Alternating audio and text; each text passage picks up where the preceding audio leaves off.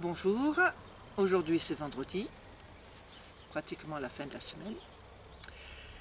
Et donc je vais vous raconter une histoire qui est peut-être pour les grands quand même les très grands, enfin bref pour tout le monde, et qui va très très bien avec ce que nous vivons actuellement. Cette histoire est racontée souvent par Pierre Rabhi et puis par beaucoup d'autres personnes parce que c'est un conte très connu qui vient d'Amazonie. Cric, Crac. dans la forêt amazonienne, justement, eh bien, il y avait, c'est normal, beaucoup d'arbres. Et dans cette forêt-là, il y a des arbres qui sont grands, très grands, très hauts. Mais il y en a un qui est encore plus haut que les autres. Et cet arbre-là est le préféré de tous les oiseaux.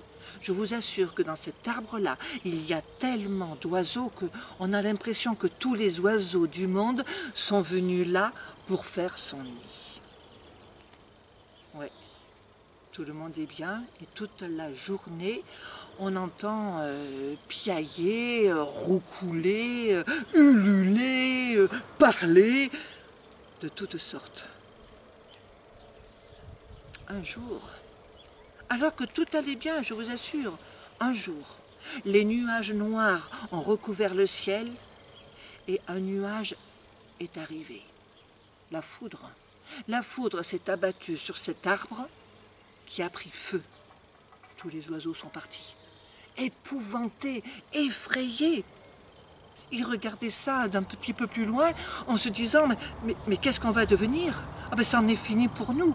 Non seulement nous n'aurons plus de maison, mais surtout, nous allons certainement tous mourir à cause de ce feu. D'autant plus que les arbres d'à côté commençaient à prendre feu, et encore de l'autre côté. Or, voilà que tout d'un coup, on a vu le colibri.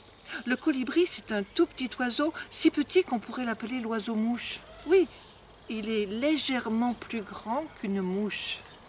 Il a un long bec, et grâce à son bec, eh bien, il peut aller au fond des fleurs pour prendre leur nectar.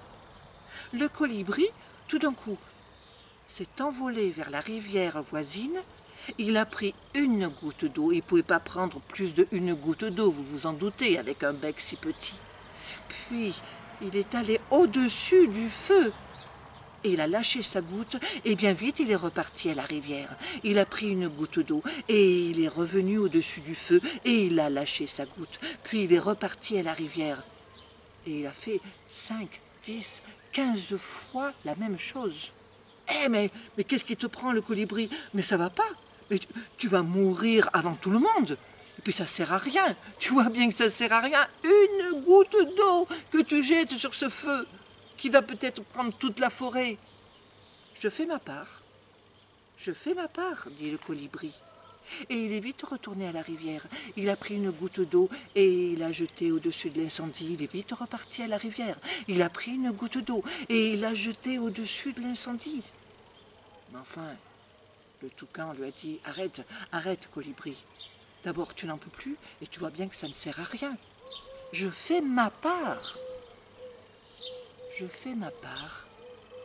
Je fais ma part. » Les oiseaux se sont regardés et tous sans exception, ils sont partis à la rivière.